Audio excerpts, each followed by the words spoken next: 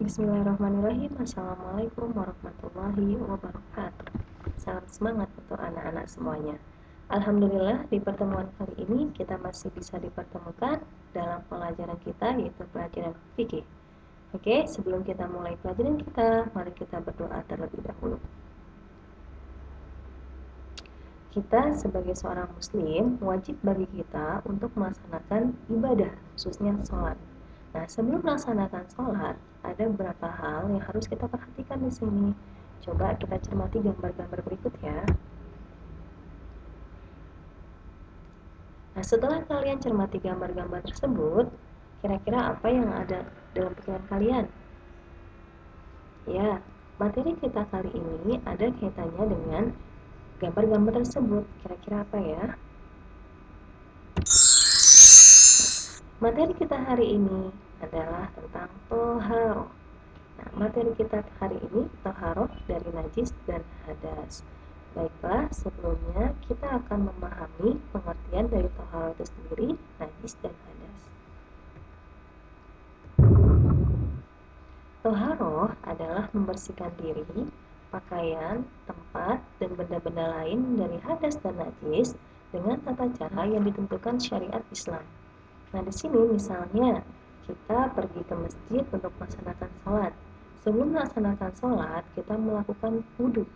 Nah, wudhu yang kita lakukan ini merupakan salah satu contoh dari toharoh atau bersuci. Nah, selanjutnya, toharoh dibagi menjadi dua, yaitu toharoh dari najis dan yang kedua dari hadas. Najis dan hadas bedanya apa ya? Najis artinya kotor, sedangkan hadas suatu keadaan seseorang yang dianggap tidak suci.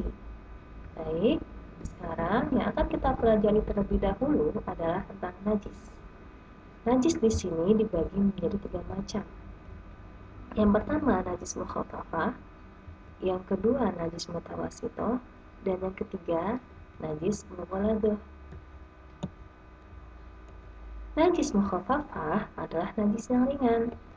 Contohnya, air kencing bayi laki-laki yang belum makan apapun kecuali air susu ibu.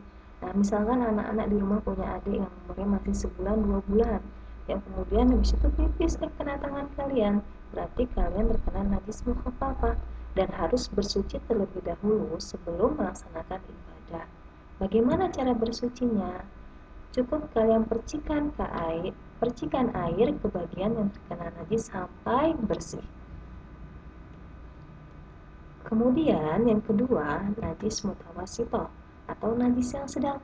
Najis yang berada di tengah-tengah antara mukhafafah dan mughaladoh. Contohnya kotoran hewan.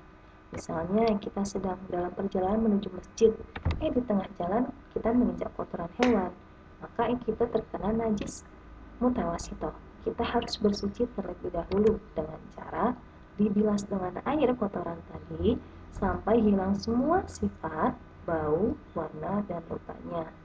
Dan yang terakhir adalah najis mughaladoh, yaitu najis yang berat.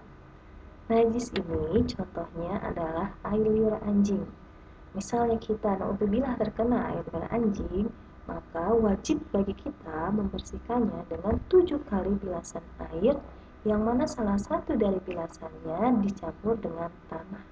Ini cara membersihkan najis mughaladoh. Sampai di sini kita sudah mempelajari 3 macam najis. Yang pertama najis mukhafafah, yang kedua najis mutawasitoh, dan yang ketiga najis mughaladoh. Oke, selanjutnya kita akan mempelajari tentang hadas. Hadas dibagi menjadi 2 macam, yaitu hadas kecil dan hadas besar. Hadas kecil contohnya misalkan buang angin atau buang air kecil, bahkan bisa juga buang air besar. Ini merupakan contoh dari hadas kecil. Sedangkan hadas besar misalnya bagi seorang wanita yang mengalami haid, nah berarti dia sedang berhadas besar. Ketika seorang berhadas kecil dan berhadas besar, maka wajib bagi dia untuk bertoharoh atau bersuci. Caranya bagaimana? Nah, cara untuk membersihkan hadas kecil yaitu bisa dilakukan dengan berwudu. Jika tidak ada air di rumah kalian, bisa dilakukan dengan tayamum. Dan jika kalian terkena hadas besar, maka wajib bagi kita semua membersihkannya dengan mandi wajib atau mandi janabah. Baiklah, sampai di sini saya akan perlihatkan kepada kalian satu video tentang tata cara berwudu yang baik dan benar. Silakan anak perhatikan dan cermati dengan baik.